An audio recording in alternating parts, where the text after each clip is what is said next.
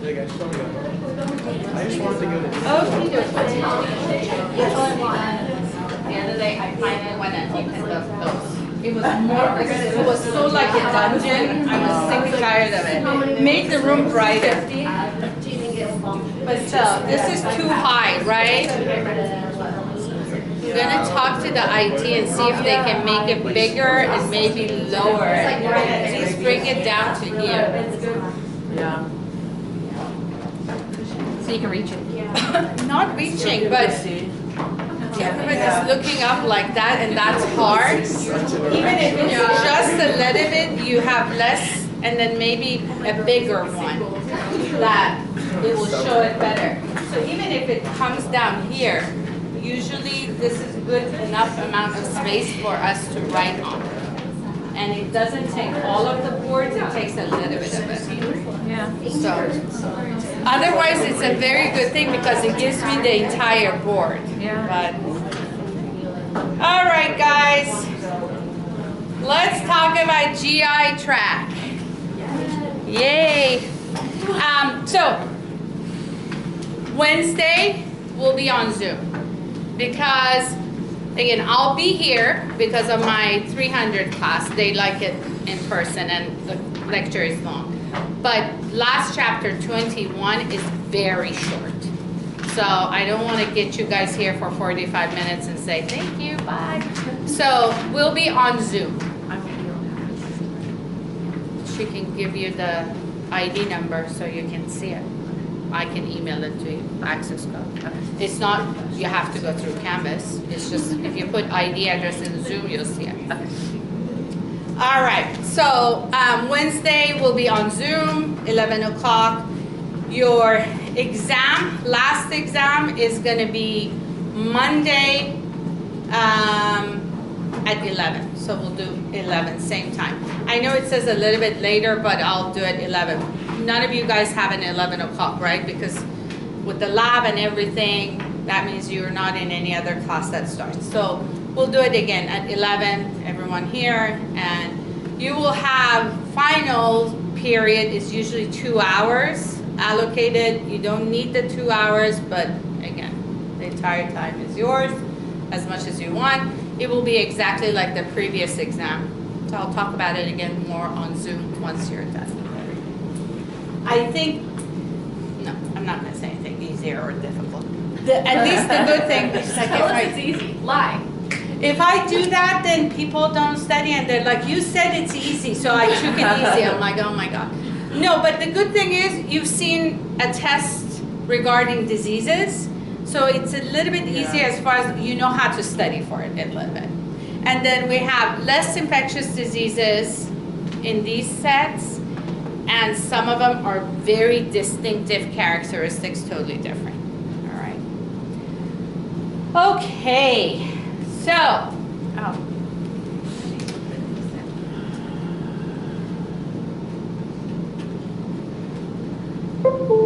okay, GI system, gastrointestinal. So it starts from the oral cavity all the way to the anal opening. So it's a alimentary canal. It just basically, it's considered an external environment, all right? And it has accessory glands associated with it. This is where the food gets mechanically broken down and chemically broken down. Mechanical breakdown is the mastication or chewing, and then also the churning of the stomach, so where it breaks the food down, and the hydrochloric acid. So starting from up all the way down, there are accessory glands associated with it. So liver is responsible for making bile and bile salt, which goes to gallbladder. The job of bile, if you didn't know, if you haven't taken physiology, the job of the bile is basically this. It's a highly salty, concentrated, salted solution. Its job is emulsification of your fats. So fat and water do not mix, right? Lipids and waters do not mix. So when it goes into your intestines, they glomp up together. And then the lipase, the enzyme that we produce for breaking down lipid, has enough time to just get to the outside of that little big blob of fat and won't get all the way through. So the fat gets eliminated undigested.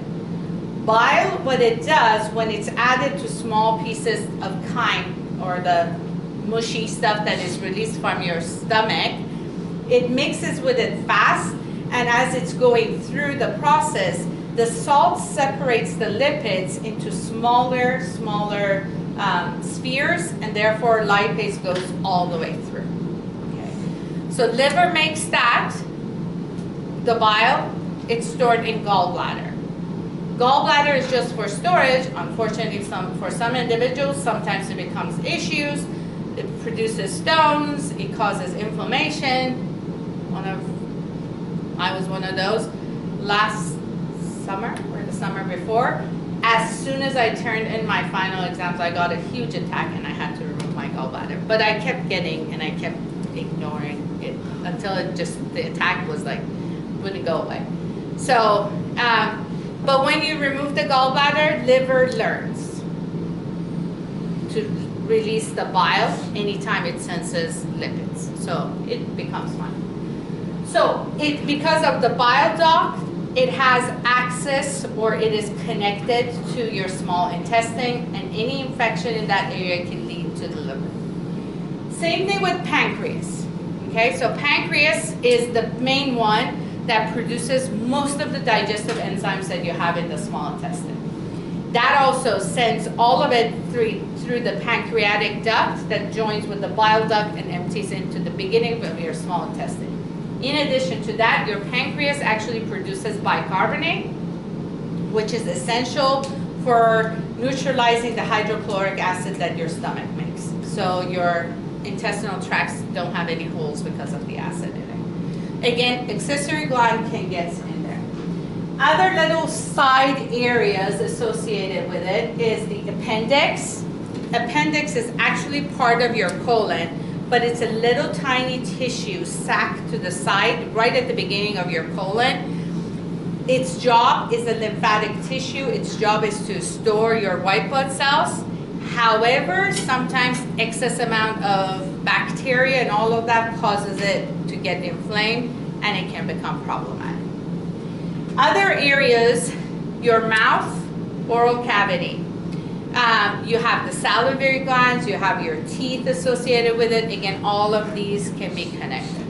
So, again, you don't need to know the physiology of the process.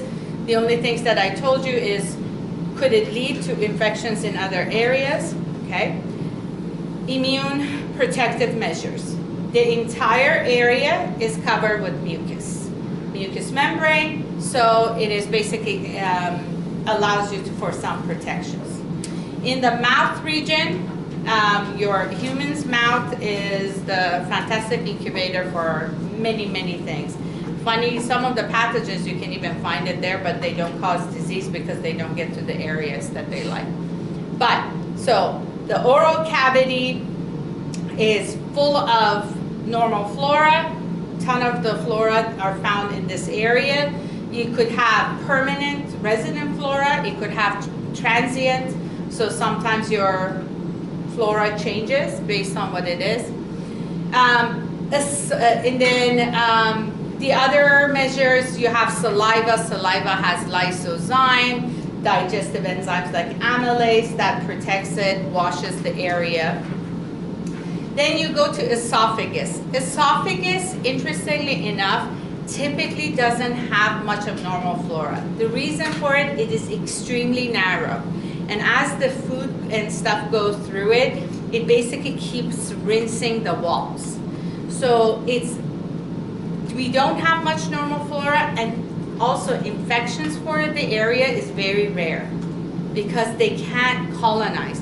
They keep being washed as you keep eating the food, and as the food goes down, it keeps nicely washing the lining. So it's very rare to get infections. Stomach, go ahead. Would that include, or is the larynx for laryngitis above it? No, laryngitis is associated more with your respiratory. Respiratory. So it's above it. It's right where the throat is. Esophagus and trachea separate together, and larynx is above it, your voice box. Then your stomach, mucus, thick mucus, and the acid itself. So that's protective measure. Now, when we get to small intestine, typically we don't have a lot of normal flora there. We can, but the digestive enzymes don't make it that fantastic area. But we will have some normal flora because colon, on the other hand, full of it. Both of them, they're measured, the protective measures is mucus, and in colon, the other major protective measure is the fact that your immune cells are found in the lining of your colon. That's the Peyer's patch that we talk about. So there are special cells in the area that are designed to communicate with the immune system. They're constantly sending a report to your immune cells saying, okay, these are the list of bacteria that you find in the colon today. These are the numbers. And the immune system is constantly checking in order to keep the balance. So immune system is present there too at all times. All right. So again, all of those are found in the areas, in these protective measures. Let's see. And in the other thing that the microbial presence you have in the colon and area is the vitamins. So they are important for either vitamin production. So vitamin K is actually produced by normal flora, and then or absorption, like B12 and all of that. The absorption is with the help of normal flora. When you deplete the entire normal flora from colon, eventually the person can get vitamin deficiencies too. All right, so let's look at bacterial diseases of the digestive system. Now, you're gonna laugh, but for many of these, pay attention to what type of diarrhea you get, okay? Because GI system, you know it, when your GI is not working, typically, first of all, you don't feel good. Most cases, you feel nauseated, not necessarily vomiting, but nauseated. The gas and all that stuff, it just doesn't feel right, right? And then the second thing, is, the most common is diarrhea. So diarrhea is very predominant in majority of the cases. Nausea, vomiting is, some are, some aren't. Now, this is different when you talk about food poisoning. In most of those cases, stomach pain and vomiting is primary, then you may get diarrhea. And you'll see, that's intoxication, that's not infection. When you get food poisoning, you get poisoned by the toxins. The bacteria is not even there. All right, so we're gonna start with the oral cavity. So from the top and go to the bottom. Oral cavity, most predominant one. We don't even think about it this way, but dental cavities, all right? Dental cavities, or the dental name for it is caries, okay? And it is actually, in majority of cases, caused by your own normal flora. The two major normal flora that are involved are the where are they? Staphylococcus, Streptococcus mutans, and Lactobacilli. They tend to work together. Streptococcus mutans, gram-positive strep, what it does, we've seen this in another, with endocarditis, remember? Streptococcus mutans is found in the mouth. Whenever it gets sugars, it breaks them down and creates this sticky product called dextran. Dextran is like a glue. Allows Streptococcus to attach to the surface of our teeth. Then, with that, other bacteria that you have in the area can actually attach together and create the plaque. Plaque is a biofilm. It's a group of all the bacteria. Now, your teeth, did I put an image finally here? Okay, I'm gonna do it today. I'm going to put a diagram of the tooth. So, your tooth has basically what it looks like. If you haven't had anatomy physiology, you have this little enamel, right? It's thicker. And then you have the living part of the tooth that is called the pulp, right? Something like that. Enamel is like a porcelain, and it's supposed to protect the living part of your teeth. The other type of bacteria, lactobacilli. Why do you think we call it lactobacilli? Sugars. Sugars. When it breaks the sugar, what do you think it's producing? Acid. Lactic acid. So it most of the time breaks down any sugar, produces lactic acid. It is an acid. So when you have ton of plaque on your teeth, that lactic acid keeps eating at your enamel and eats it, and finally there is a hole, and all of those bacteria get to the part of your living part of your teeth. So when it gets there, then it grows and it starts causing the cavity and all of that. So typically these two are the start of dental caries. Then you can have other normal flora. Any of them in the area can take over. So, but Streptococcus mutans and Lactobacilli genus. Other things that can help with the addition or the dental cavities. Genetics. How is your enamel? Is it thick? Is it thin? What type of enamel do you have? Saliva. How much saliva do you produce? To some degree, having a lot of saliva is good, but on your lower teeth, some upper teeth, when you produce a lot of saliva has salts in it, especially calcium. So the calcium at night when you sleep precipitates to the bottom, right where your gums, gingiva attaches to your teeth, and they basically create these little calcifications, which we refer to as tartar. That allows plaque to form better too. And finally, your normal amount of these normal flora, Streptococcus mutans and Lactobacilli. Some individuals have more than the others, and then your diet. So if you have everything is against you for dental cavities, and you're a person that just bites on sugar and takes everything sugary, that adds to your problem because the more acid is produced and more dextrin. So the diagnosis, based on your feelings, x-rays, the doctor, the dentist sees it. Treatment, fill your cavities. So they have to drill, open up the area, remove the bacterial growth, then sterilize it. They do it with, sometimes, I don't know if you felt it, if you ever had cavities, they put a little bit of alcohol and some strong alcohol, so you might even taste it to make sure that everything is cleaned. Then they cover it with all the cavity, whatever material.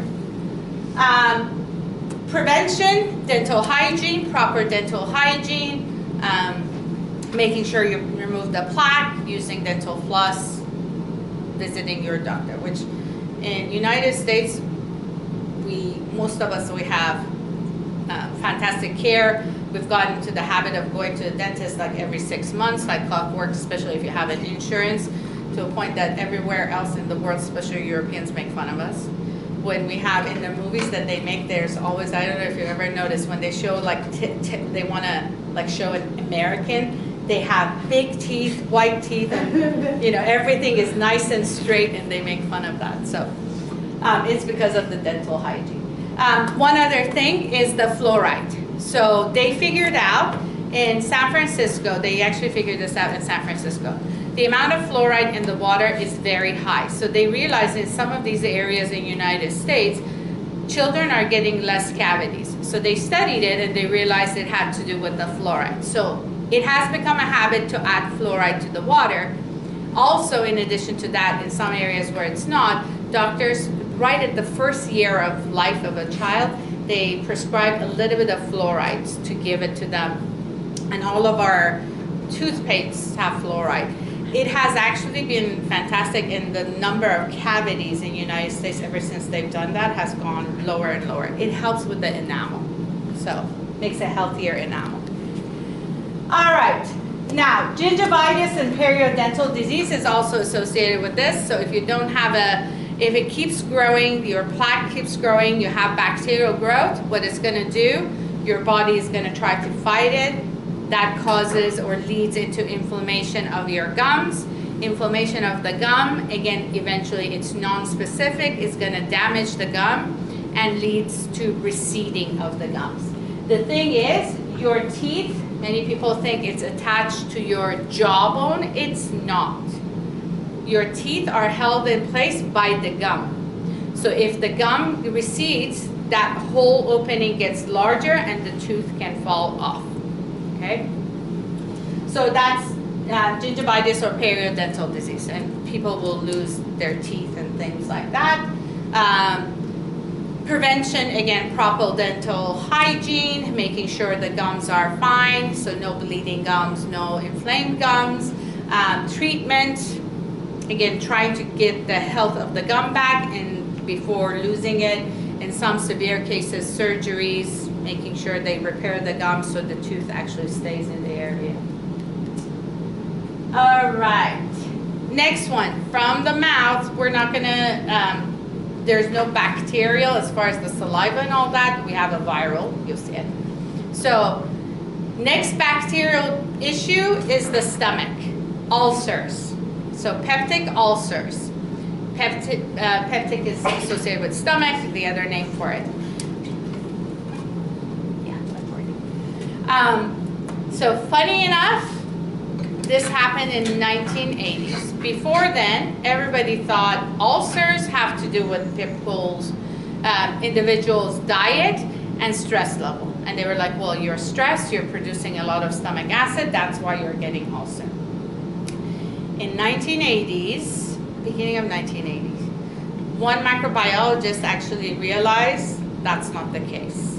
That stomach ulcers has to do with an infection, inflammation. And the bacterial cause that he identified was Helicobacter pylori, or what we refer to as H. pylori. When he published the paper, everybody made fun of him. They laughed. They're like, are you kidding me? It's a infection? No, it has to do with the stomach acid. To prove, he drank a whole bottle of H. pylori. It showed them, I'm healthy, look at me now. That's somebody who's very dedicated to their craft. But eventually, people started looking at it, and he prescribed antibiotics, and he got fine.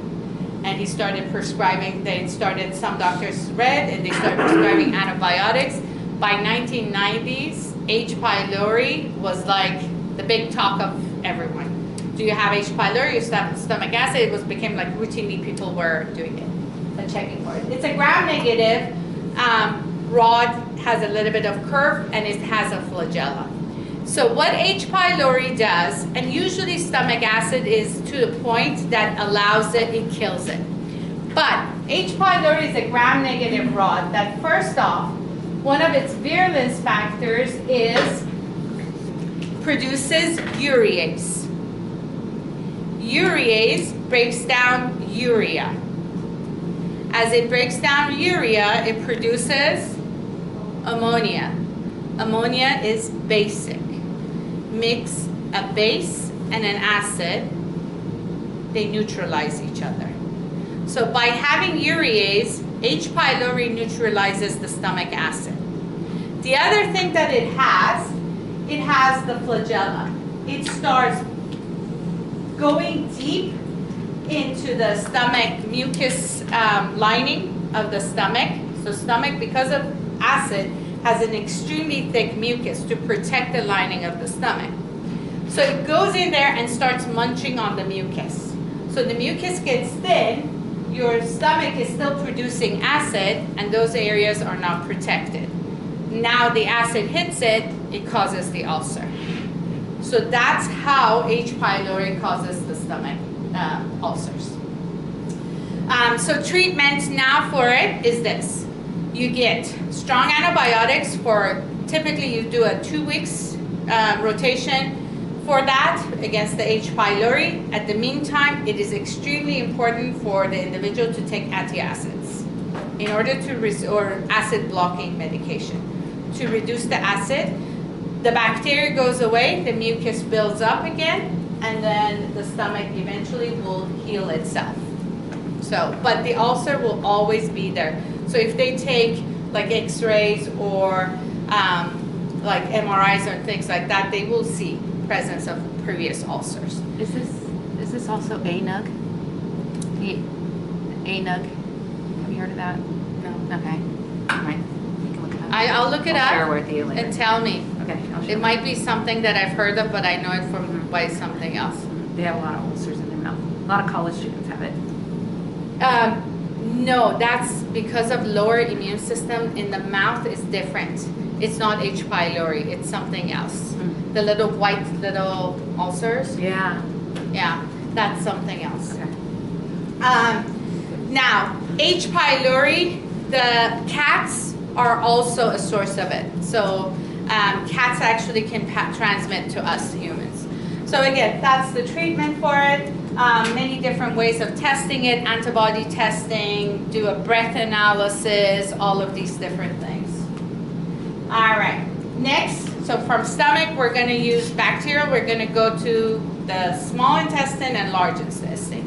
Most of the time, it's both of them together. The term we use for it is gastroenteritis. So gastrointestinal tract inflammation. It's a general term, it's kind of like pneumonia and meningitis. Anytime you have inflammation of the gastrointestinal tract, we refer to it as gastroenteritis. It can be infection, bacterial, fungal, protozoans, viral, and so on and so forth. Autoimmune disorders like people with Crohn's disease, irritable bowel syndrome, and all of that. Technically, it's gastroenteritis, but the cause is not a pathogen. It's your own immune system following it. So see, they can refer to it as gastroenteritis. It can have a wide range of causes. The in manifestation is always this. Obviously, nausea, stomach irritation, and then in many cases, increased flatulence, so increased amount of gas in the stomach, and then diarrhea, so stool, and sometimes it's the reverse, constipation. So it has to do with stool. Sometimes vomiting is associated with it, but honestly, it's because of that nausea, and then when the intestinal tract is not functioning right, the stomach lining is not functioning right either. Now, for pathogenic source, if it's a pathogenic cause, it is always the mode of transmission is fecal-oral route. If you have an infection, regardless of what the infection is, so obviously it's in your intestinal tract, so if it's in the intestinal tract, it's in the feces, fecal-oral. That's why I have this thing. So, and many times, with proper hygiene and all of that, it is fixed. In the old days, like big cities in Europe, they had these coming and going. One of the biggest reasons was either the bathrooms were shared, they were outside, sanitization of the bathroom was hard, like they had the outhouses, there wasn't a sink right next to it to wash the hands, things like that, so it spread. Or sewer system was horrible, so it would mix with drinking water, all of that. So, but now with industrial countries, you see less and less of this. And individuals who are growing up in industrial countries, then when they visit the other countries, they're prone to getting this immediately after the second or third day of their visit, whereas the locals have gotten used to some of these things. Their body is immune to it now. Even normal flora. All right, so we're gonna look at some of the predominant bacterial. And then, like I said, gastroenteritis has viral, all of that, we'll look at it. So the big one, C. diff, is known as Clostridium difficile infection. This is a nosocomial infection. It is of high importance, and the reason I put it down here is because in nursing homes, in hospitals, it is becoming a major nuisance. Not necessarily if you've been on antibiotics and all of that. We see it in surgical patients, we see it in stroke patients, so it's become a problematic issue. C. difficile or Clostridium is an anaerobic bacteria. It's a gram-negative rod, and it is found as a normal flora, but very low numbers and other normal flora prevent it from functioning. What makes it problematic is this, two things. First of all, when the other normal flora disrupt and this one grows, it's anaerobic, it goes crazy.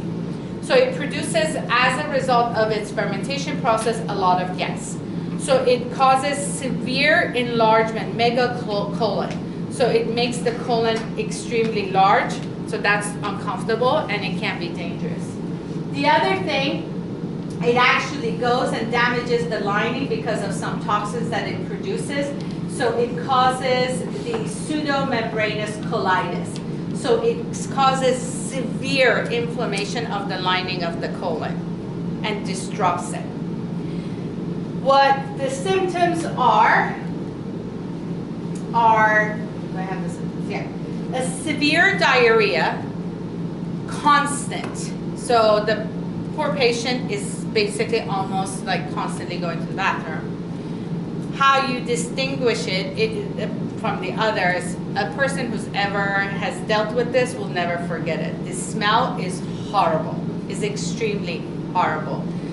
Many like nursing home individuals, nurses, LVNs, they can go to a patient's room and from the smell they go, okay, C. diff. They don't even have to.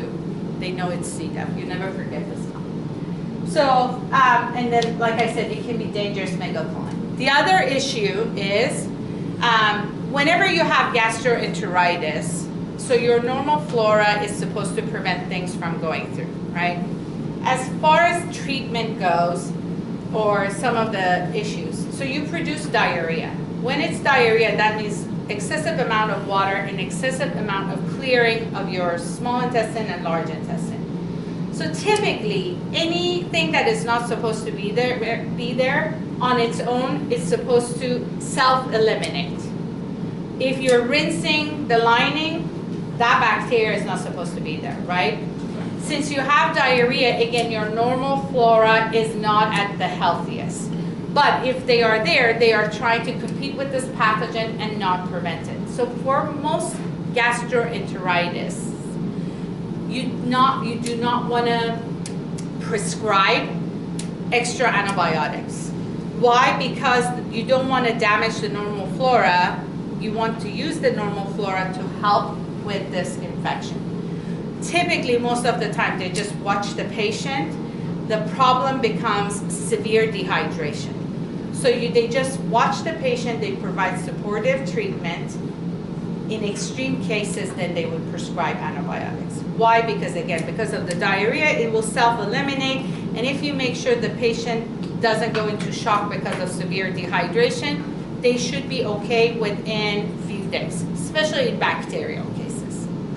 Can you just give like probiotics, or is that basically? Probiotics are good too. They say, okay, give a probiotics when it's not severe, probiotics, things like that. Again, just watching, making sure the patient is hydrated, all of that. In some cases, it's hard because if there's nausea associated with it and vomiting, then you have to give them an IV. But in immunocompromised individuals that are weakened, you can't wait for that. So in some severe cases of gastroenteritis, they will prescribe antibiotics. So keep that in mind for all gastroenteritis, okay? Now, in case of C. diff, again, it disrupts the membrane and causing the pseudomembrane colitis that it really disrupts the normal flora too. So most of the time, what they have to do is they give them antibiotics. The problem is it has become resistant to typical antibiotics that is prescribed. And even in those patients, it's taking and it's just basically they're getting worse and worse. Somebody did this and it worked very well, and it's actually now part of the accepted treatment. Fecal retransplantation. So taking fecal matter from a family member, so that means your normal flora should be the same. The family member that doesn't have a disease, they were replanting it like a reverse enema. And like magic, it worked and it would stop. And then eventually the person, the pseudomembrane colitis and all of that will go back to normal and the person will be okay. And in severe cases, when they were resistant to antibiotics, that was the only way you could treat it. So at first, FDA had an issue with it. Now they've accepted it. So there are many things you might have heard of poop pills. So they actually take from a very healthy individual, fecal matter, they put it in capsules. It opens up only in the colon.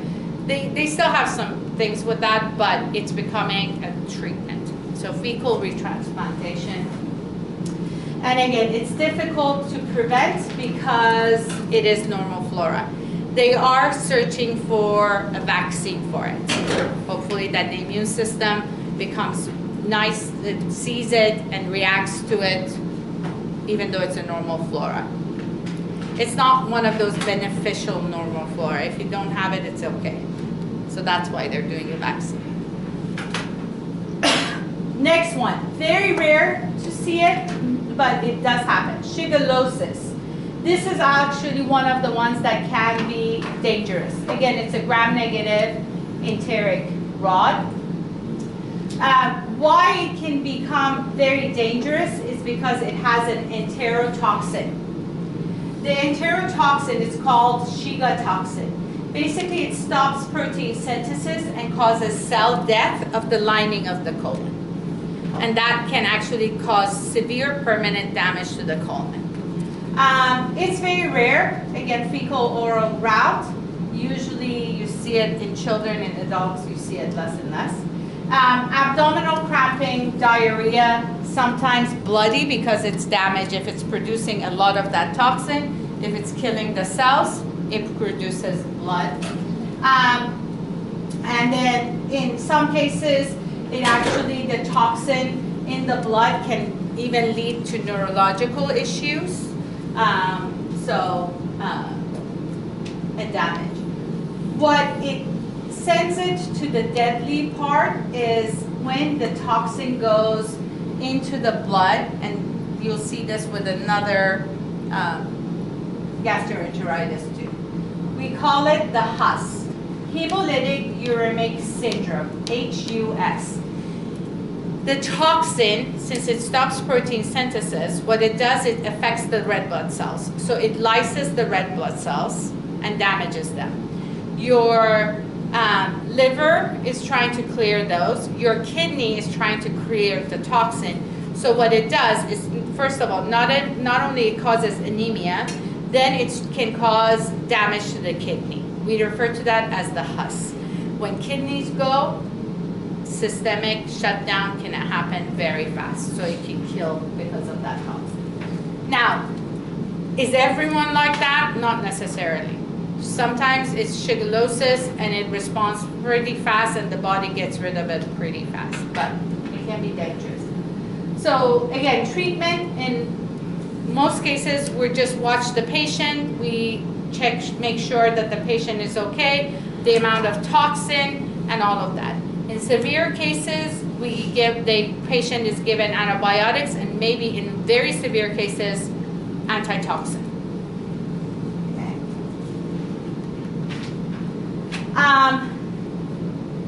Now, these three are the most common causes of gastroenteritis in the United States. So in the emergency rooms, it's one of these three, typically. Like I said, C. diff is a nosocomial, it's very rare. Shigellosis is extremely rare. Most common one are these. So let's look at them. First of all, the most common, traveler's diarrhea. This is the one that you go to a place that is not your typical place, and within a second day you start feeling weird and you get this diarrhea. The diarrhea is a typical diarrhea. It is not extreme. It's just, in most cases, is just loose stool, not even a severe diarrhea that you can't leave the room and all of that.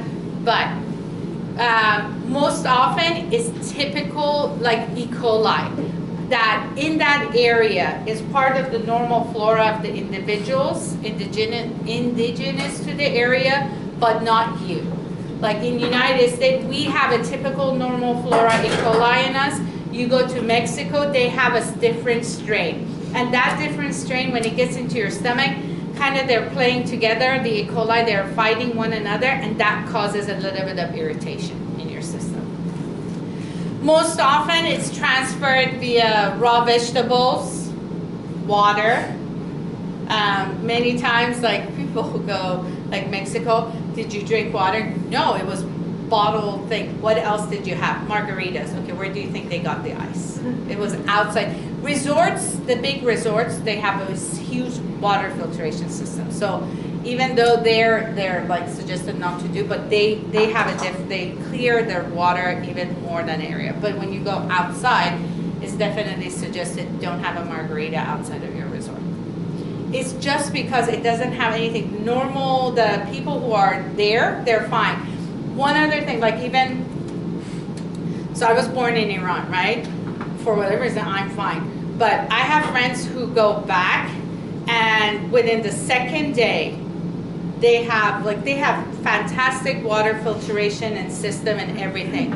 These people kind of get a traveler's diarrhea because by living in the United States for a long time, your normal flora has changed.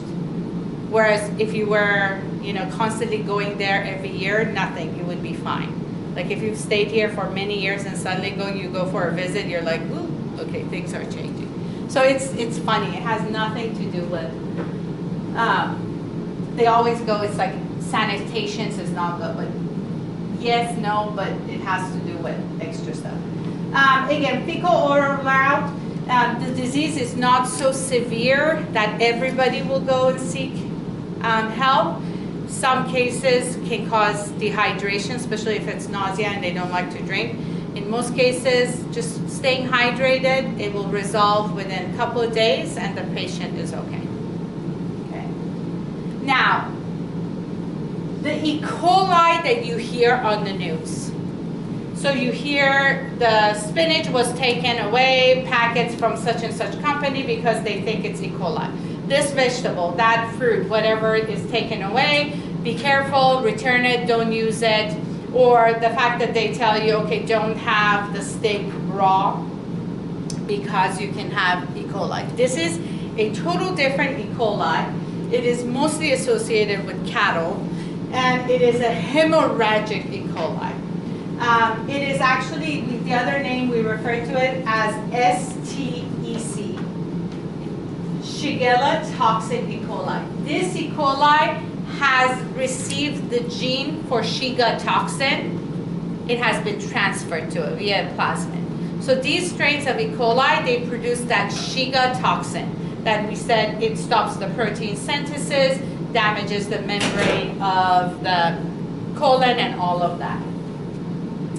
The other thing that these group of E. coli, and then they refer to it as Shiga toxin, enterohemorrhagic E. coli, STEC, Shiga toxin E. coli, so all of these names. This is the strain number that typically we see in the United States. They name them the number that the strains. The other interesting thing that the hemorrhagic E. coli does, see this over here, it actually produces a protein that causes the lining of the colon to rise up and meet it. So it doesn't even have to compete with your normal flora. It displaces them like this. So any little area that is free of bacteria rises and meet this, and this thing grows in number and basically displaces your normal. What makes it dangerous is, again, that Shiga toxin that can eventually lead in an individual into HUS, the hemolytic uremic syndrome. And from there, the toxin, again, same thing like Shiga, it can get to the blood, cause damage to kidneys, to brain, all of that stuff. So it can kill, not always, but it can cause hospitalization. In severe cases, immunocompromised individuals, again, they can provide them with antibiotics and antitoxin, but in a healthy person, they just keep him, watch him, make sure that it's eliminating itself. Normal flora, always in these cases, probiotics are great. So in slaughter meat, and in other cases, it's the farm next to the cattle farms, and the contamination gets passed on. So again, supportive treatment, plasma transfusion. They do this for shigellosis too, in order to reduce the toxin in the system. So they just give them IV in order to reduce the amount of toxin. Okay, so number one typical was E. coli, like traveler's diarrhea. The other one is not very common. All right. Number two is what we call Campylobacter diarrhea. It's Campylobacter jejuni, again fecal oral. It's mostly associated with poultry, so chickens and turkey. Very common with cold turkey, cold cuts. That have been infected. So it can be, when it's served cold, it can be passed on. Again, mostly typical normal diarrhea, not severe form of it. But again, you have to, in a child in immunocompromised, you have to make sure they don't get dehydrated. Very rarely they prescribe antibiotics. They just watch. In severe cases, immunocompromised, you provide antibiotics. One thing about this one though, it's interesting. Guillain-Barré. Do you guys remember Guillain-Barré? What does it do? Temporary paralysis. Temporary paralysis, nervous system damage. So your nervous system, if it's not even paralysis, is malfunctions. Like you want to go right, you go left. So the totally signaling issue, all right? Individuals, for whatever reason, individuals who recover from this, a month or two later, you suddenly see them having Guillain-Barré. It resolves, but it goes away. So this Guillain-Barré thing comes and goes, associated with different things. All right. The other big ones that typically with chickens, we associated with just chickens, salmonellosis. So salmonella infections, it's associated with chickens and eggs also. With eggs, it's mostly on the surface of the eggs, okay? In United States, the eggs that you purchase are sent through washing. That's why we have to store them in the refrigerator. If you go and get your eggs from a farm directly, or in many other nations, they don't wash the eggs. When you wash the eggs, a layer of that protective area from the shell is removed. When you don't wash it, that's why eggs don't have to, in those areas, they are not stored in the refrigerator. They actually can keep it at a nice room temperature for a few days. So they don't have to refrigerate. But once you wash it, you have to refrigerate it. So it's typically on the lining. It's rare for it to be inside of the egg, but it is highly associated with the chicken itself. This is why they say cookie dough. Don't have raw cookie dough or raw eggs, because if you break it, you have to make sure that egg is clean. So you've seen people have raw eggs for breakfast, like as a protein source. They have to just make sure that the outside is really clean. Inside of the egg is supposed to be acidic, all right? Like it's like the womb, so inside is supposed to be that way. But the meat can have it. This is why for me it's funny when I see people like wash their chicken in the sink. I'm like, why are you washing it? Just put it in the, but it's something that everybody has learned from previous generation. Just put it in the pot or grill it, that's it. You don't need to wash it at all. Especially because it doesn't have the blood. I can see people are kind of icky with the blood, with the red meat, but it contaminates everywhere. So, and salmonella, it has to get heat. So just the lukewarm water is not that great. So you really, in order to clean the area, you need to get it hot water and a good detergent. So it tolerates gastric acid and it can pass, and it is capable of getting to your colon. The two types, salmonella has many types. So salmonella enteritis and salmonella typhimurium. In the United States, it's typically typhimurium, causes the salmonella. The same symptoms, it's diarrhea, With salmonella, you can have nausea and vomiting associated, but there will always be diarrhea. Diarrhea is more than the vomiting. And again, typically self-eliminates. You don't have to prescribe anything unless the patient has severe cases or they're immunocompromised. Now, typhoid fever, very rare now in the United States. In the old days, very common. We're talking about old days, 1900s, late 1800s, where we didn't have the good sewer systems. Now with the proper sewer systems, you don't see this as much. Typhoid fever is with these subtypes, typhi and paratyphi. This one comes not only with severe diarrhea, it also, what it does, it can peritoneum. So this is, where's the perforation, peritonitis. So peritoneum is the little membrane that separates your stomach and your intestinal tract. So that little tiny translucent membrane. It causes inflammation of that. And therefore, it can actually rupture and it can be dangerous. It also causes a very high fever, 40 degrees. And that fever can lead into seizures and all of that. And then can cause, you see it associated with rose-colored spots, rash. And then it can also eventually intestinal hemorrhaging and kidney damage. So death is possible from typhoid fever. Again, in these cases, basically what they do is they will try to use antimicrobial drugs because of the high fatality rates of it. This is one of the only ones that they immediately give them antibiotics. Then it works. Again, it has to do with the poor hygiene. There are some individuals that can be carriers of this without showing any signs and symptoms. Usually the bacteria has gotten, in most cases, it's gallbladder. It's hiding in the gallbladder, and every time they have bowel movements, it can shed. So, but they don't have any signs and symptoms. Typhoid Mary, have you guys heard that term? You're like a typhoid Mary, but you can cause infection. It's an old term. I don't think your generation uses it anymore, but it's an old saying. It's because of one single lady that made news, Typhoid Mary. She was an Irish immigrant and fantastic cook. She never had typhoid.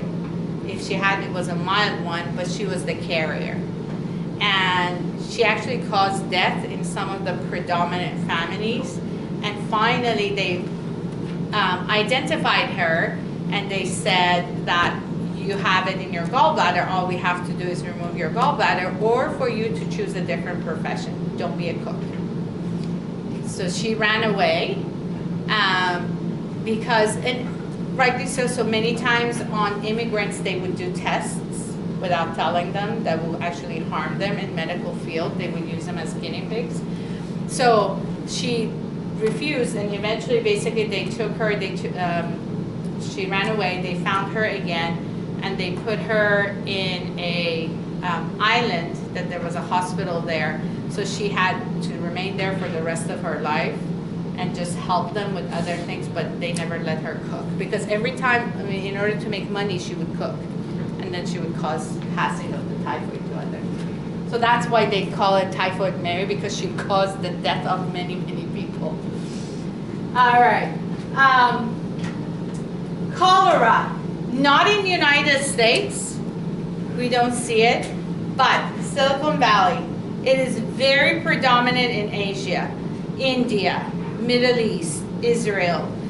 These are the places where Silicon Valley is associated with it. China, not as much as like you see in India. So IT companies. And in California, we have like individuals who go for, because of work, they go to these places and then they come back a few days later and they have cholera. So it's something you see in California, but usually the source is not California.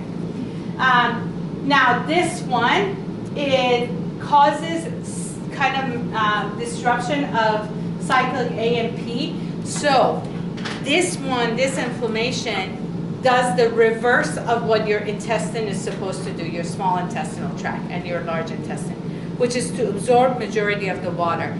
This causes it to do the reverse, so water is pumped, your liquids are pumped into this, your intestinal tract. So it causes a severe diarrhea, which we refer to it as rice water diarrhea. It can kill you within a matter of hours because how fast it dehydrates, especially for children. It causes severe dehydration very fast. Liters of water are lost. Why they call it rice water?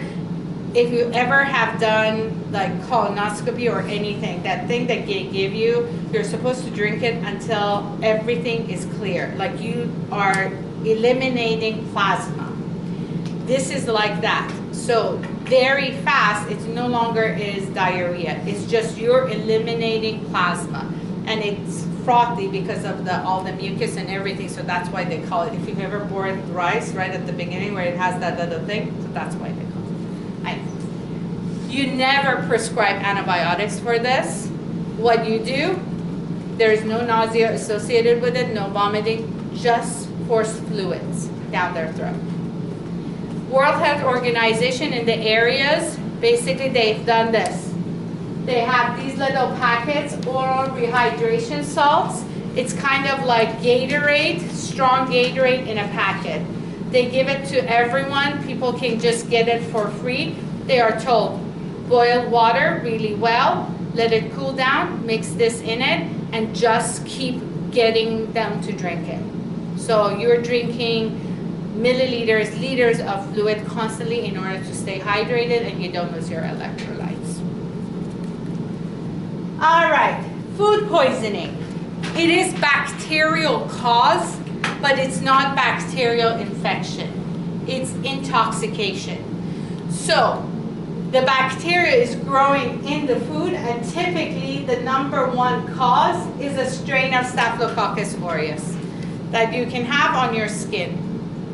The bacteria grows in the food, it's growing and produces a toxin.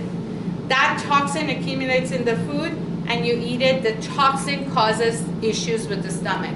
And the toxin, that's why vomiting is one of the first signs, then you have diarrhea, because it hits the lining of the stomach first. So it's intoxication. The difference also is this. When you've had that questionable food, within 4 to 6 hours you have the signs and symptoms. Whereas gastroenteritis is 1 or 2 days. So the first day you go to Mexico and you eat something, if it's within 4 hours you get that, that's not traveler's diarrhea. That's intoxication. Traveler's diarrhea usually shows up within the 2nd or 3rd day if you weren't careful, okay? And because of that, it self-eliminates. You just have to make sure the patient is hydrated, and it goes. Many times they can't even tell you what bacteria is the cause. Now, greasy, lipidy foods, it's usually Staphylococcus aureus. Rice is a strain of B. cereus. People who go and have sushi and they go, oh, it was the fish, it's not the fish, it's the rice. The rice is the one that they cook in large patches and they add sugar and vinegar to it and it stays there, and constantly they're going in there, grabbing it and making sushi. That's why hit and miss. One person gets it, another person doesn't, all right? So it depends on which area has the toxins and all of that. Okay, viral diseases of digestive system. Now here, again, we start from the mouth and go down. So oral herpes. This is herpes virus simplex type 1, causes oral herpes. Oral herpes, the other name we know it by, cold sores. Okay. Typically as a child you get it, and the time you show it is usually later on in like a child 7, 8 age, they start showing it. And they've gotten it from their parents. Interestingly enough, it goes latent into the neurons in the area, but it is not infectious unless you have the cold sore. So without the sore, it is not infectious. This is going to be totally different than you'll see next lecture. Genital herpes, at all times, it's shed in the mucus. And at all times, it can actually be passed via blood, so that's why the person can be infectious. This is oral fecal, okay?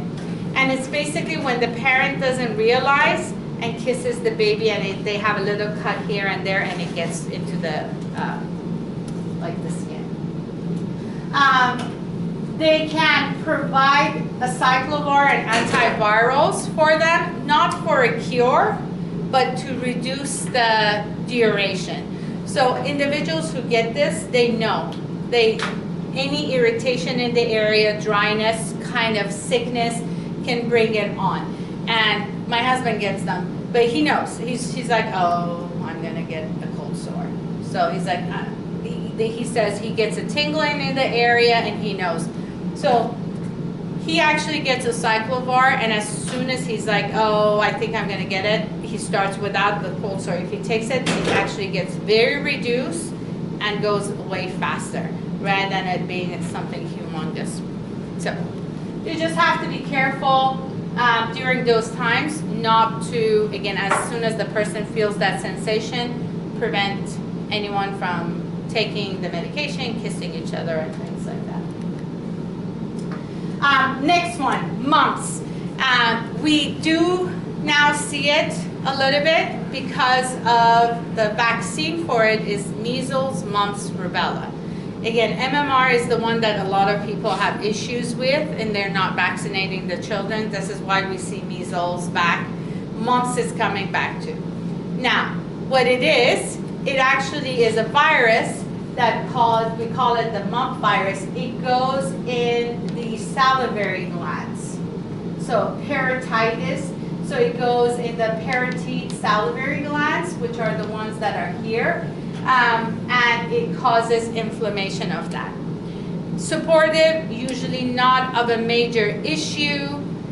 Children are okay, adults tends to be the symptoms are severe. This is what happens. He's not a double chin chubby baby. The salivary glands get severely inflamed. It could be both sides, or in this case, it's one side. This side is not. And it's extremely painful. It's very painful. They don't want to drink, they don't want to eat, and a little bit of a fever. In adults, it's actually can be more severe. They're used to say that it can, in males, it can be more dangerous because it can cause the inflammation of testes. Not necessarily. So it's not really that way. So supportive care, it goes away, and then the vaccine, MMR, measles, mumps, rubella. Viral gastroenteritis. The difference between bacterial and viral is this. The viral will start with severe explosive vomiting. In the case of viral gastroenteritis, diarrhea is very minimal. So it's one of those differences. If you've never had it, let me tell you, if you've had it, trust me, you will agree with me. Especially most common one, norovirus is more severe, astrovirus is the other one, and rotavirus is commonly just seen in children. Norovirus is the more severe form. You're sitting, everything is fine. You don't even feel nauseated or anything. You're maybe like, something is not right, and suddenly it just comes. You are running to the bathroom, and in most cases you won't make it. It's seriously, it's the weirdest vomiting you will ever have. It's like nothing, no signals before, and it just comes. So that's the big difference. It usually then, why we call it stomach flu, because it's viral and it's such a severe reaction, a large amount of interferons are produced. So you do get fever with this, possibly, and that severe muscle and joint pains. That's why they call it a stomach flu, but it's not a flu virus. So that's, and then you don't have coughing, nauseated, or anything. You might have some almost like feeling you're congested, not severe, but that's because you keep vomiting and it damages the area. Nausea is extreme with this, to the point that the problem with these are, it will resolve on its own within 12 to 24 hours, but the problem is very fast. It causes dehydration.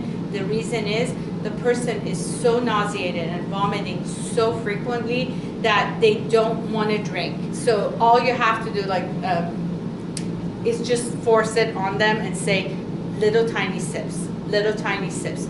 Because just taking a big gulp will definitely send you back out there.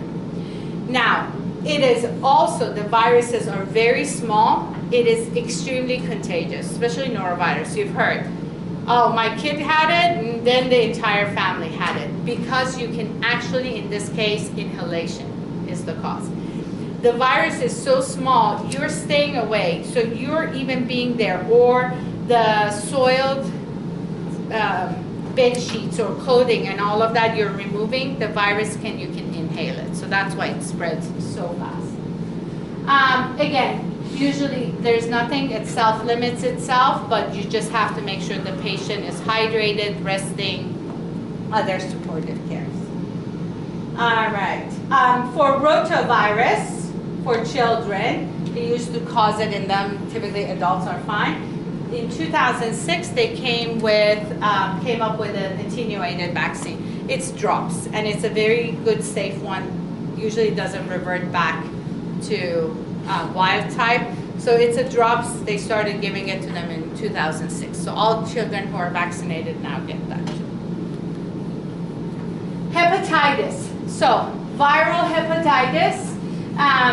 So this is, hepatitis is inflammation of the liver. Typically, when you have inflammation of liver, you have jaundice associated with it because liver doesn't function properly. One of the functions of it is removing bilirubin. Am I saying that? Bilirubin, thank you. I always say that wrong. So that increased amount of it in the blood causes the jaundice, all right? Abdominal pain in the upper right area. Lower right is appendicitis. Upper right area in the stomach, right in the middle. Fatigue, vomiting, nauseated, you don't feel like eating, loss of appetite, and then dark urine. So urine is typically yellow to golden yellow. Dark, I'm not talking about like black color, but it will be a very brown orange color. Again, it's because of bilirubin. Bilirubin. Say it again. Bilirubin. Bilirubin. I don't know. Right? I don't know. Bilirubin? So Billy. Okay. Bilirubin. So that one, I'll try to remember with Billy.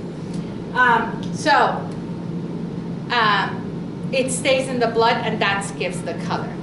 One other thing, I don't have it there, fecal matter can also get clay color. Very light clay color with it associated. That usually says something about liver or pancreas, that there is something wrong with it. Light clay color, like cream color, which usually should be darker. Okay. Again, looking at it like this. And the white of the eyes also gets very yellow. Now, we have few strains. Hepatitis A in United States, E in some other parts of the world. These two, the route is fecal oral. They are enteric, non-envelope RNA viruses. And they are the route of, and I'll talk about the symptoms and all the differences. But hepatitis A, so more focus on A. Know that E is like it, but we don't have that much of it in the United States. It's fecal oral route, and it's an RNA. The other big one is hepatitis B and hepatitis C. These are blood to blood. So they're totally different. Blood to blood, but because infects liver, we put it here. It's an accessory gland to the GI tract. B is a DNA virus. Okay, hepatitis B is a DNA virus. Hepatitis C is RNA. Now, there is one called hepatitis D or Delta virus. On its own, it's not a big issue. But then realize this thing co-infects with hepatitis B and makes it into a more severe. If you just get hepatitis D, nothing happens to you. But if you have hepatitis B and hepatitis D comes, makes the disease more severe. So A, fecal-oral route. B and C, blood to blood. B is DNA. C is RNA. Now let's look at the differences. So hepatitis A, HAV, is oral fecal route, contaminated food, vegetables, usually hygiene issues. It starts with typical liver inflammation.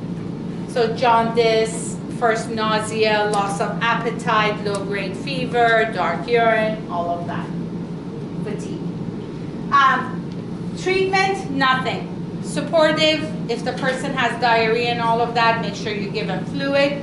In this case, liver is inflamed, definitely no aspirin because it can cause Reyes syndrome, remember? So you don't want it to cause any more additional inflammation. Never major danger issue unless the person already has liver issues or they are very immunocompromised, like liver is damaged already. Within 10 days or so, resolves itself, goes away, and you're fine. No damage to the liver, no latency, nothing like that. It's a lytic cycle, it's just produced, you're resolved, it goes away, you're back to healthy. Everything goes away. No permanent damage, no cancer, nothing associated with it. This is Chipotle. Was it 5 years ago? They closed like one huge Chipotle place that I think people kept getting hepatitis A from it. They closed it down. All right, now hepatitis B. This one is blood to blood. At high risks are obviously healthcare providers. The bad thing about it is hepatitis B survives for many days, the virus, out there in the environment. Typically, viruses, after a while without a host, everything dies off on them. Even in dry blood, for multiple days, it can pass. So for healthcare providers, this is extremely dangerous. The other cases is like sex workers, drug users, because of the needle sharing and things like that. Okay?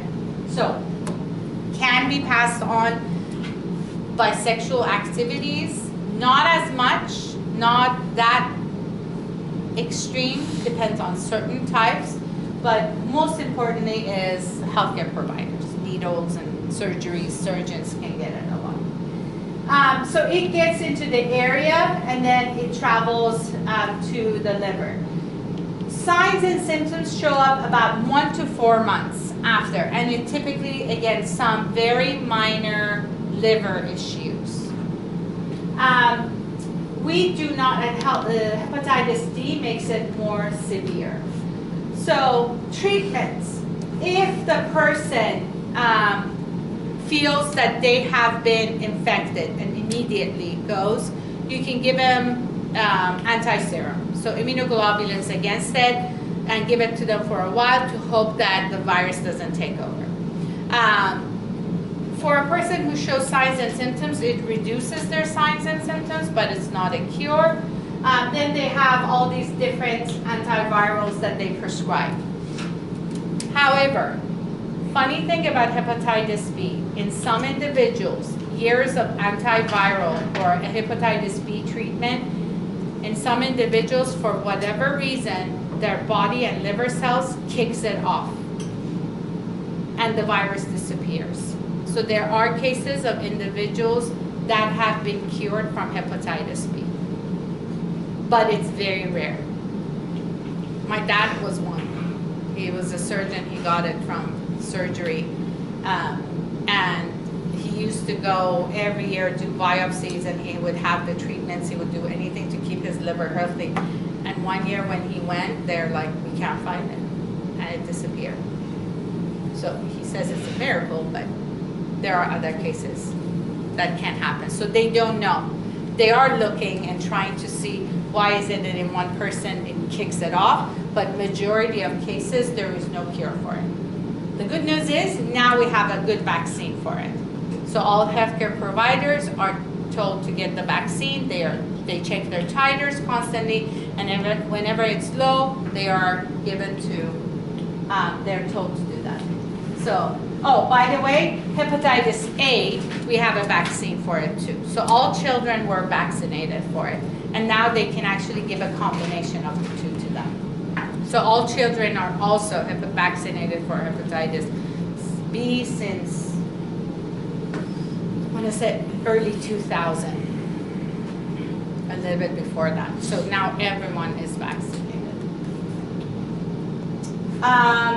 So hepatitis B, what it can do, the chronic disease, again, in individuals, it can cause liver damage, so eventually they might need liver transplants. In some cases, everywhere in the world, hepatitis B can be the leading cause of cancer in the liver.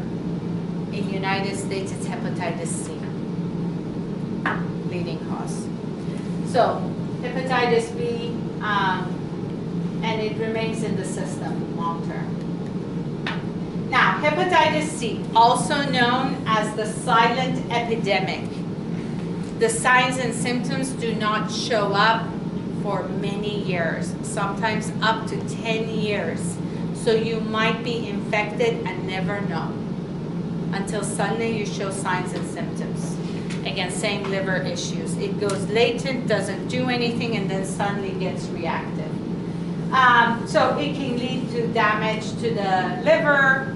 Now this one, we don't have a vaccine, but a few years back, they actually found a medication that is a cure for it.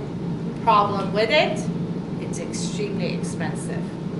So not everybody gets the medication. It's thousands and thousands of dollars. So treatment, they say, can lead up to $10,000. So not every insurance carries it. So it's kind of a cure, but not cure for everyone. So it's very hard to get it. That's why we still see it, and it's we have to trace it. So many people are getting tested for it. If you start for it early on, it might not be bad. So it is the one that can lead to severe damage to the liver, especially because it shows up signs and symptoms later. And by the time it starts showing signs and symptoms, some damage has already been done. It is in the United States #1 cause of cancer. For individuals who get treatment, again, they are not sure if later on cancer and all of that might not come. So no vaccine for it. They are working hard on that. Protozoan diseases of intestinal tract. Anyone who works in a veterinarian office has heard it. People who travel to some of the areas, it is also known for hikers, people who like to do backpacking, hiking type of stuff, and drink water from creeks and rivers can get this. This is, remember, Giardia, my favorite protozoan. So, why I say veterinarians? Because dogs. So you walk around with your dog, and their dog loves to go into the creek and drink from the creek. They come, they get Giardia, you don't know they have it, and they start licking your face and everything, and they can pass it to you. It creates a signs and symptom. It's a greasy, frothy, fatty diarrhea. Okay, and it goes on. So it's not like usually it happens. It shows up like a week or two after you're infected, and the diarrhea is not constant. It's just a long-term diarrhea. And it can cause cramps, And then it has a bad odor too. So associated with it, not like C. diff, as bad as C. diff, but it is odor issue. Treatment, it responds very well to anti-protozoan treatment. It goes away, but you have to get treatment. Without treatment, it won't go away that easily. And then pay attention to your dog. So your dogs, don't let them lick your mouth. So, and that's it. That was the last one. Okay, guys, so Wednesday, we are on Zoom. I'll create the Zoom, whatever, and then put it on Canvas, so the Zoom ID and all of that be on Zoom, and we'll review. Like I said, is the last one is that we're gonna drop it with STIs, or in the old days, STDs, sexually transmitted diseases, the fun ones. So we'll finish the semester with that. When do we get to look at our practicals then? On the day of the exam, I'll bring it so you can take a look at it. And then make sure you turn in your lab reports, unknown reports. If you're doing person, like, do it now. For the rest of you guys, you have till midnight tonight. All right? Is there a word count that you think we should be reaching at all for the unknown report? Or is it just? No, there are some people that with this much, they tell me everything, and there are people that with pages and pages and pages. They like it. It's personal. And it depends on your unknown too. If it was like yeah, longer. Gram-negative ones are longer usually because you have to go through so many tests. So, just the key thing that I noticed is make sure you are making a dichotomous ketone, but the last conclusion, walk me through the elimination process. Okay.